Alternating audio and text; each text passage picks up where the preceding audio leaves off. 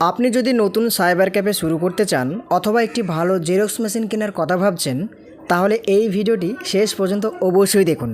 কারণ আজ আমি এমন একটি প্রিন্টারের কথা বলবো যেটি বহু সাইবার ক্যাফেতে বছরের পর বছর ধরে ব্যবহার হচ্ছে।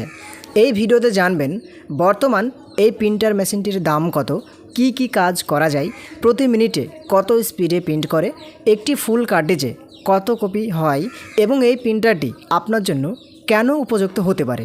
তো চলুন আজকের এই ভিডিওটি আমি শুরু করে দিই। যদি আপনি প্রিন্টার এবং ফটোশপ, সাইবার ক্যাফে বা অনলাইন পরিষেবা সম্পর্কিত ভিডিও দেখতে ভালোবাসেন, তাহলে চ্যানেলটি সাবস্ক্রাইব করে পাশে থাকা বেল বাটন আইকনটি চাপতে ভুলবেন না। কারণ এই ধরনের ভিডিও আমার এই চ্যানেলে প্রতিনিয়ত আসতে থাকে। বেসিক্যালি যারা নতুন সাইবার ক্যাফ রিলেটেড ভিডিও দেখতে চাই বা সাইবার ক্যাফের সমস্ত কাজ শিখতে চাই, একবারে যারা নতুন তাদের জন্য কিন্তু এই চ্যানেলটা অনেক উপকারী একটা চ্যানেল, একবারে পাশে পাওয়ার মতো চ্যানেল। না বিশ্বাস করলে আপনি ভিডিওগুলো প্রমাণ সহ দেখতে পারবেন। আচ্ছা চলুন আজকের এই ভিডিওটা আমি শুরু করে দিই। প্রথমেই বলি, আজ আমরা কথা বলবো HP LaserJet Pro MFP M126A plus printer নিয়ে। প্রথমে জেনে নেওয়া যাক এই প্রিন্টারটা দিয়ে কি কি কাজ করা যায়। এই একটি মেশিন দিয়েই আপনি ব্ল্যাক অ্যান্ড হোয়াইট প্রিন্ট করতে পারবেন, ডকুমেন্ট স্ক্যান করতে পারবেন, ডকুমেন্ট জেরক্স করতে পারবেন এবং কালারও স্ক্যান করতে পারবেন। অর্থাৎ আলাদা আলাদা মেশিনের প্রয়োজন নেই। কি কি কাজ করতে পারবেন? আপনি ব্ল্যাক অ্যান্ড হোয়াইট প্রিন্ট করতে পারবেন, মানে সাদা কালো আপনি প্রিন্ট আউট করতে পারবেন। ডকুমেন্ট জেরক্স করতে পারবেন, মানে যে কোনো জিনিস আপনি জেরক্স করতে পারবেন এবং আপনি কালারও স্ক্যান করতে পারবেন, মানে স্ক্যান করে আপনি কালার স্ক্যান করতে পারবেন। ঠিক আছে, আমরা অনেক সময় আধার কার্ড, ভোটার কার্ড যে স্ক্যান করি ফটোশপে, ওইটাকে আপনি কালারও স্ক্যান করতে পারবেন। ঠিক আছে, অর্থাৎ আলাদা আলাদা মেশিনের প্রয়োজন নেই। সাইবার ক্যাফে, CSC সেন্টার বা ছোট অফিসের জন্য এটি খুবই উপযোগী। এবার আসি প্রিন্টিং স্পিডের কথায়, মানে এই কীরকম প্রিন্ট হয়, কীরকম স্পিডে প্রিন্ট হয়, চলুন দেখে নিই। প্রথমত বলি, এই প্রিন্টারটি প্রতি মিনিটে প্রায় 20 থেকে 21টি A4 পেজ প্রিন্ট বা কপি করতে পারে। প্রতি মিনিটে 20 থেকে 21টি পেজ প্রিন্ট আউট হয়, বোঝা গেল? তাই প্রতিদিন যদি অনেক কাস্টমারের কাজ থাকে তাহলে ভালোভাবে সামলাতে পারবেন।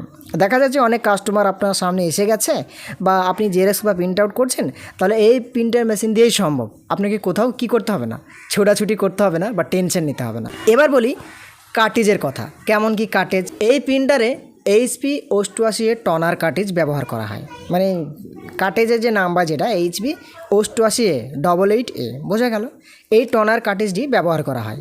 একটি অরিজিনাল ফুল কার্ট্রিজ থেকে সাধারণ প্রায় 1500 পেজ পর্যন্ত প্রিন্ট করা যায়।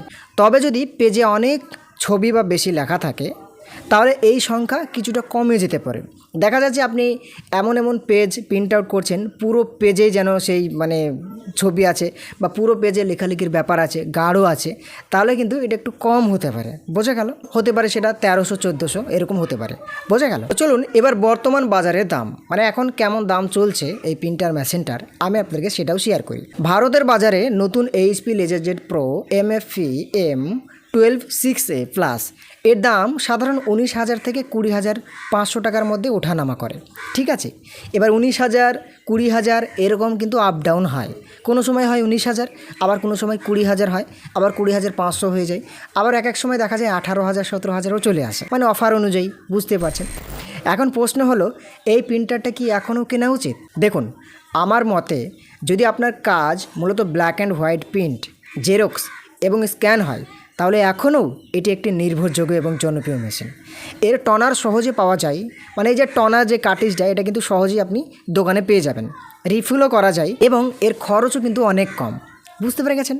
তবে যদি আপনার নিয়মিত কালার প্রিন্ট করার প্রয়োজন হয়, এবার এর পাশাপাশি যদি আপনি নিয়মিত কালার প্রিন্ট আউট করেন, তবে যদি আপনার নিয়মিত কালার প্রিন্ট করার প্রয়োজন হয়, তাহলে আলাদা একটি কালার ইকো ট্যাঙ্ক প্রিন্টারের কথাও ভাবতে পারেন, বোঝা গেল?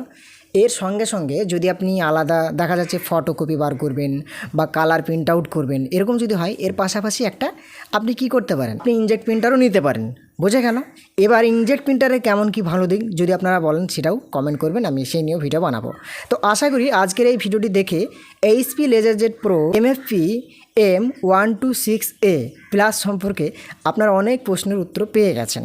ভিডিওটি যদি ভালো লাগে তাহলে একটি লাইক করবেন, বন্ধুদের সঙ্গে শেয়ার করবেন এবং চ্যানেলটি সাবস্ক্রাইব করতে ভুলবেন না। আপনাদের যদি এই প্রিন্টার নিয়ে কোনো প্রশ্ন থাকে তাহলে নিচে কমেন্টে করে জানান, আমি অবশ্যই উত্তর দেওয়ার চেষ্টা করব। ধন্যবাদ, আবার দেখা হবে নতুন একটি ভিডিওতে। ভালো থাকবেন, সুস্থ থাকবেন, সবাই নিজের খেয়াল